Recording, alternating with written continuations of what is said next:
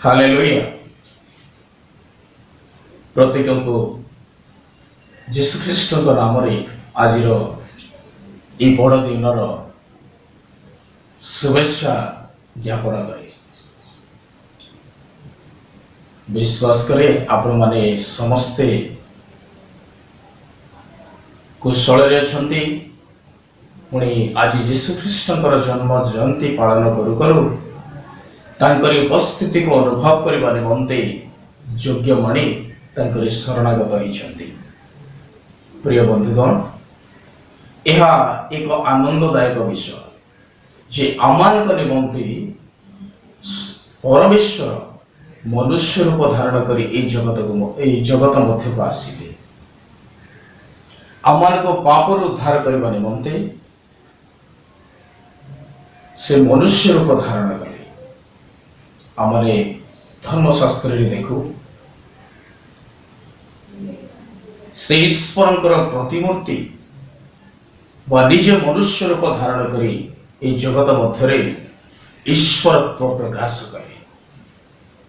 आज माने से दिवस को पालन करू करू आमरे तांकर ए दिवस रे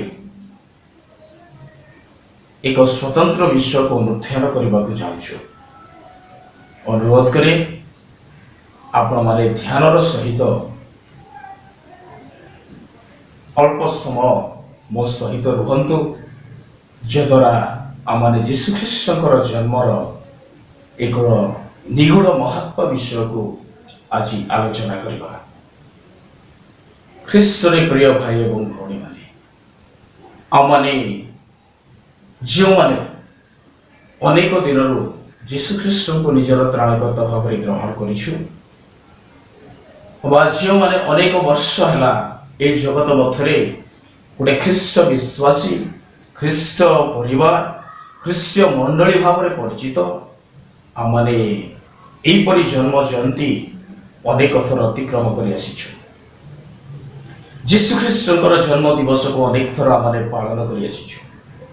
तन्मध्यरे आमने ए जन्म जयंती विषयक अनेक प्रसंग शुणी आसीछु। यदि आमान को कई प्रश्न करे जे जीशु ख्रीष्टर जन्म दिन रे बा जीशु ख्रीष्टर जन्म उत्सव पालनीय दिवस रे क्यों क्यों प्रसंग प्रचार करा जाए बा क्यों विषय शिक्षा दिया जाए आमने ए जगत मध्य को आसिले आमान को पाप उद्धार करने निमंते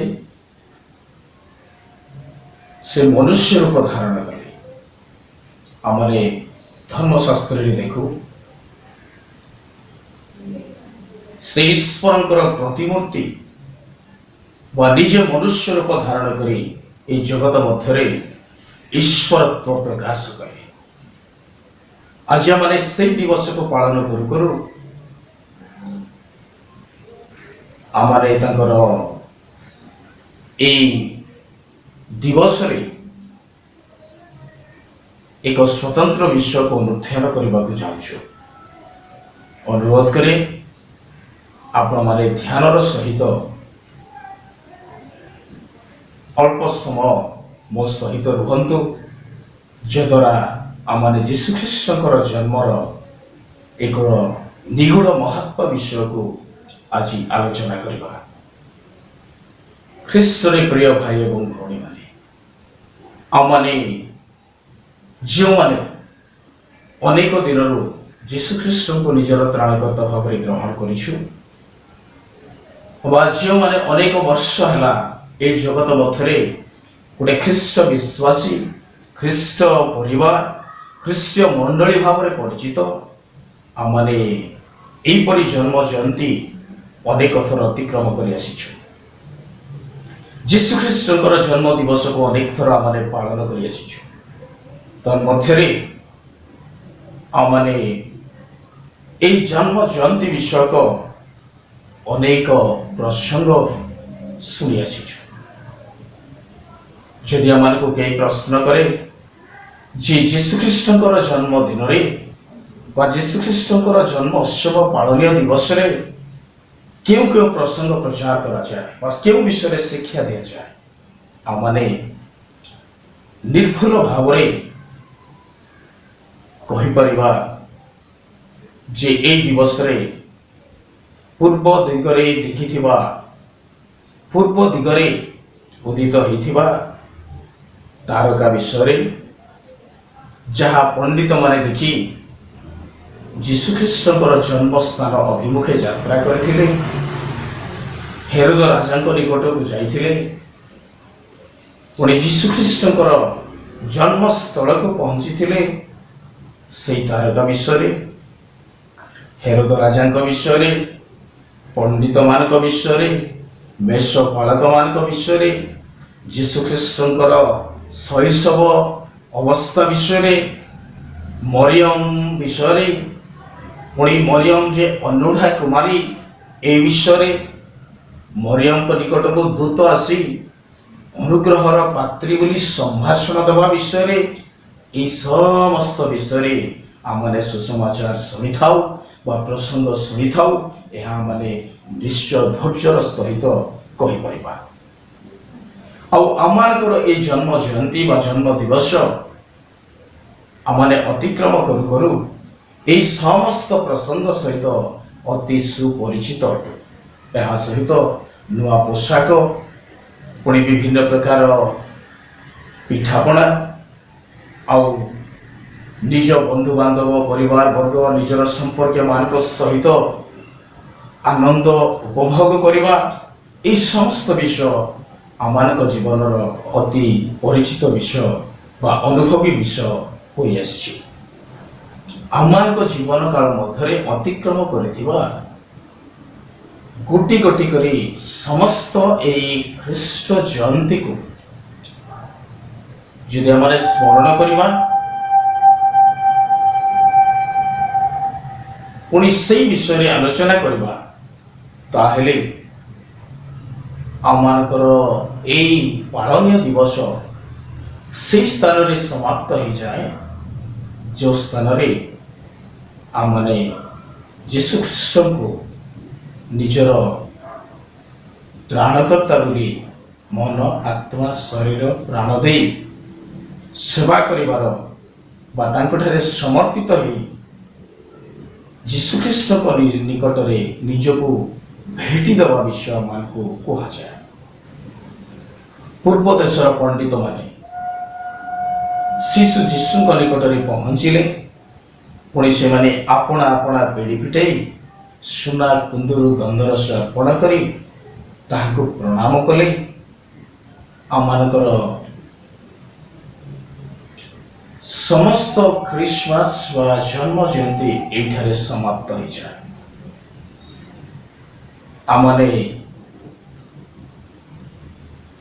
ଆମମାନଙ୍କର ଏହି ଖ୍ରୀଷ୍ଟ ଜୟନ୍ତୀ ପାଳନ କରିବାର ବିଷୟକୁ ଏହି ସ୍ଥାନରେ ସମାପ୍ତ କରି ଆମମାନେ ପୁଣି ଥରେ ଆଗାମୀ ବର୍ଷର ଖ୍ରୀଷ୍ଟମାସ ବା ଖ୍ରୀଷ୍ଟ ଜୟନ୍ତୀର ଅପେକ୍ଷାରେ ରହୁ। ଭିନ୍ନ ଭିନ୍ନ ମଣ୍ଡଳୀରେ, ଭିନ୍ନ ଭିନ୍ନ ବିଶ୍ୱାସ ମତ ମଧ୍ୟରେ, ଭିନ୍ନ ଭିନ୍ନ ବିଶ୍ୱାସୀ ଜୀବନ ମଧ୍ୟରେ ଖ୍ରୀଷ୍ଟମାସ କେବଳ ଏତିକି ଭିତରେ ବା ଖ୍ରୀଷ୍ଟମାସ କେବଳ ଏତିକିରେ ସମାପ୍ତ ହୋଇଯାଏ। କିନ୍ତୁ ପ୍ରିୟ ବନ୍ଧୁଗଣ, ଆମମାନଙ୍କର ଏହି ବର୍ଷର ଖ୍ରୀଷ୍ଟ ଜୟନ୍ତୀ, ଆମମାନଙ୍କର ଏହି ବର୍ଷର ଖ୍ରୀଷ୍ଟମାସ, ଏହି ବର୍ଷର ଯୀଶୁଙ୍କର ଜନ୍ମ ଦିବସ ଏକ ସ୍ୱତନ୍ତ୍ର ଦିବସ ହେବା ଦରକାର। ଆମମାନଙ୍କର ଏହି ବର୍ଷର ଖ୍ରୀଷ୍ଟମାସ କେବଳ ଭେଟି ଦେବାରେ ସମାପ୍ତ ନ ହୋଇ ମାଥିଓ 2:12 ଅନୁସାରେ ଆମମାନଙ୍କ ଜୀବନରେ ଏକ ପ୍ରତ୍ୟାଦେଶର ପ୍ରାପ୍ତିର ଦିବସ ହେବା ଆବଶ୍ୟକ। ଆମମାନେ ଏହି ଖ୍ରୀଷ୍ଟମାସ ଦିବସରେ ପରମେଶ୍ୱରଙ୍କ ଠାରୁ ଏକ ପ୍ରତ୍ୟାଦେଶ ପାଇବା ଆବଶ୍ୟକ। ଆମେ ଦେଖୁଛୁ ପଣ୍ଡିତମାନେ ଯୀଶୁଙ୍କ ନିକଟକୁ ପହଞ୍ଚିଲେ, ଯୀଶୁଙ୍କୁ ଭେଟିଲେ, ପ୍ରଣାମ କଲେ, ପୁଣି ଭେଟିଦେଲେ, କିନ୍ତୁ ସେତିକି ସେମାନଙ୍କ ନିମନ୍ତେ ଯଥେଷ୍ଟ ନଥିଲା। ଯୀଶୁଙ୍କୁ ପ୍ରଣାମ କରି ଭେଟି ଅର୍ପଣ କଲା ପରେ ପଣ୍ଡିତ ମାନଙ୍କ ଜୀବନରେ ପ୍ରତ୍ୟାଦେଶର ଅତି ଆବଶ୍ୟକ ଥିଲା। ପରମେଶ୍ୱର ସେମାନଙ୍କୁ ପ୍ରତ୍ୟାଦେଶ ଦେଇ କହିଲେ, ତୁମ୍ଭେମାନେ ହେରୋଦଙ୍କ ନିକଟକୁ ବାହୁଡ଼ି ଯିବ ନାହିଁ। ଆଜି ଅନେକ ଖ୍ରୀଷ୍ଟ ବିଶ୍ୱାସୀ ମାନଙ୍କ ମଧ୍ୟରେ ଏହି ଖ୍ରୀଷ୍ଟ ଜୟନ୍ତୀ ପାଳନରେ ପ୍ରତ୍ୟାଦେଶର ଅଭାବ ରହିଛି। ପ୍ରତ୍ୟାଦେଶ ବିହୁନେ ଏହି ଜନ୍ମ ଦିବସ ପାଳନ କରି ଅନେକ ଲକ୍ଷ୍ୟଭ୍ରଷ୍ଟ ହୁଅନ୍ତି, ବିନଷ୍ଟ ହୁଅନ୍ତି। ସେଥିପାଇଁ ଆମେ ଦେଖୁଛୁ ଜ୍ଞାନୀ ସଲୋମନ ଉପଦେଶ 29 ଅଧ୍ୟାୟର 18 ପଦରେ କହିଲେ ଯେ ଆମ୍ଭର ଲୋକମାନେ ପ୍ରତ୍ୟାଦେଶ ଅଭାବରୁ ବିନଷ୍ଟ ହୁଅନ୍ତି। ଆଜି ଯେଉଁ ସମସ୍ତ ମଣ୍ଡଳୀ ମାନଙ୍କରେ ଖ୍ରୀଷ୍ଟ ଜୟନ୍ତୀ ପାଳନ କରାଯାଉଛି, ଖ୍ରୀଷ୍ଟ ଜୟନ୍ତୀରେ ପ୍ରତିଟି ବିଶ୍ୱାସୀ, ପ୍ରତ୍ୟେକ ମଣ୍ଡଳୀ ଐଶ୍ୱର୍ଯ୍ୟ ପ୍ରତ୍ୟାଦେଶ ପାଇବାର ଆବଶ୍ୟକ ରହିଛି।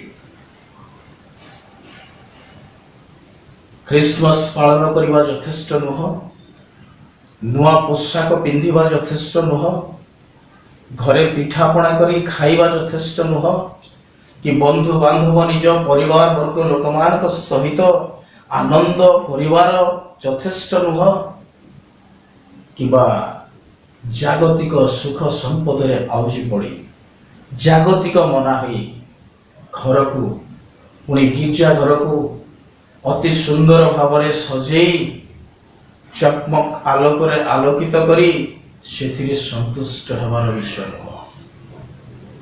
ଯୀଶୁ ଖ୍ରୀଷ୍ଟଙ୍କ ଜନ୍ମ ଜୟନ୍ତୀରେ ଯେତେବେଳେ ମାନେ ଯୀଶୁଙ୍କ ନିକଟକୁ ଆସି ପ୍ରଣାମ କରୁଛୁ, ଯୀଶୁଙ୍କ ନାମରେ ପ୍ରାର୍ଥନା କରିବା, ନିଜକୁ ସମର୍ପଣ କରିବା, ପୁଣି ଆଜିର ଏହି ଦିବସର ବାସ୍ତବିକତାକୁ ଅନୁଭବ କରିବା ନିମନ୍ତେ ତାଙ୍କ ନିକଟକୁ ଆସିଛୁ। ଆଜି ଆମମାନଙ୍କୁ ପ୍ରତ୍ୟାଦେଶ ପାଇବାକୁ ହବ। ଜ୍ଞାନୀ ସଲୋମନ କହନ୍ତି, ପ୍ରତ୍ୟାଦେଶ ନହେଲେ ଆମମାନେ ବିନଷ୍ଟ ହେଇଯିବା।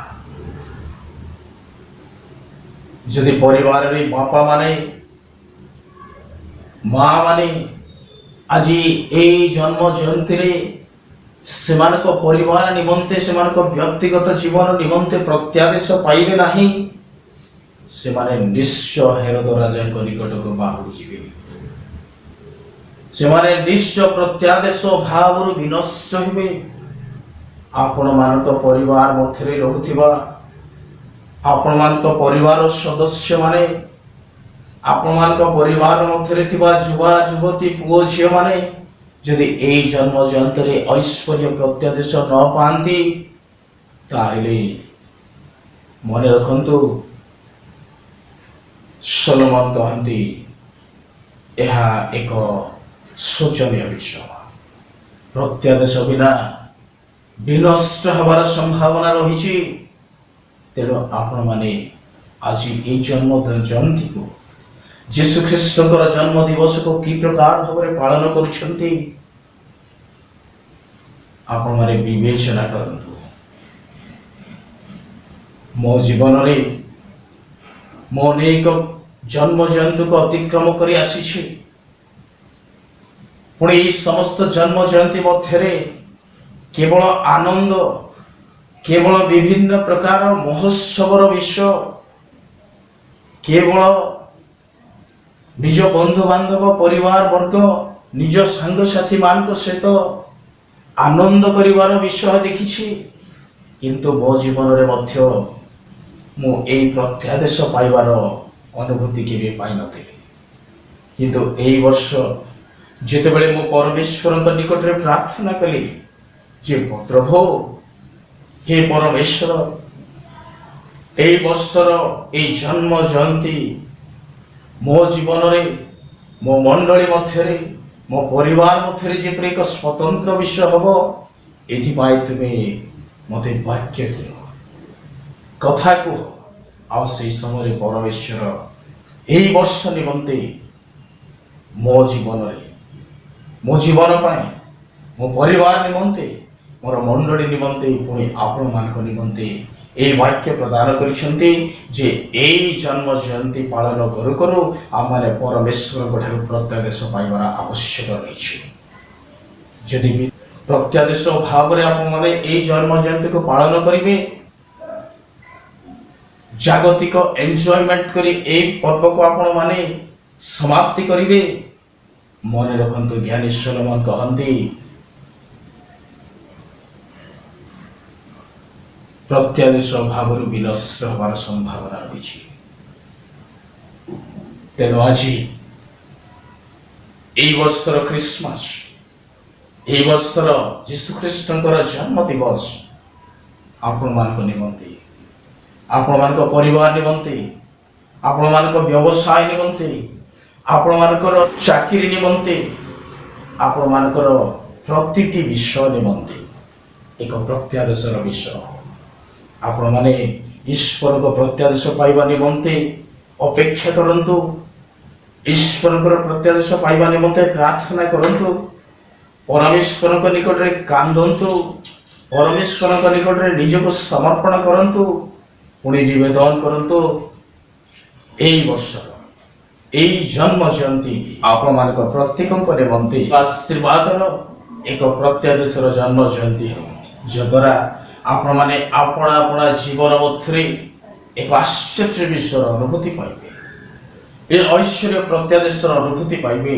जहाँ आपण को आउ हेरदन निकट को नेब नहीं जहाँ आपण मान को आउ जागतिक मनाही जगत रे मृत्युवरण करने पथरे आपण मान को कढ़े नवा को सामर्थ्य हम ना तेणु आज मु आपण मान को यही वाक्य कहवा को चाहे ये उपदेश देवा को चाहे आपण माने दया करी आज परमेश्वर सानिध्य को आसते आज आपण माने एई स्थान रे परमेश्वर प्रत्यादेश पाइबा निमंते निवेदन करंतु निश्चय आपण माने प्रत्यादेश पाइबे निश्चय आपण मान को निकट को ऐश्वर्य प्रत्यादेश आज आसीबो एई समय रे आपण माने ऐश्वर्य प्रत्यादेश पाइबे आउ हेरोदन निकट को फेरी न जाए एक आशीर्वाद जीवन काटिबा निमंते अन्य बाट दे फेरी जिवे प्रिय बंधुगण आज आज आपण माने निष्पत्ति नियंतु जीशुख्रीष्ट ठारे निजको समर्पण करंतु आपण निजको जीशुख्रीष्ट सम्मुख में नतमस्तक कर आपणार भेटी दे केवल सेतिकी यथेष्ट बोली भावी नियंतु नाही ऐश्वर्य प्रत्यादेश पाइबा निमंते अपेक्षा करंतु पुणी आजिर ए जन्म जयंती को एक प्रत्यादेशर दिवस बोली घोषणा करने निमंते ऐश्वर्य प्रत्यादेश को प्राप्त ही परमेश्वर निमंते साक्षी हूँ प्रभु आप प्रत्येक को आशीर्वाद करंतु आमेन।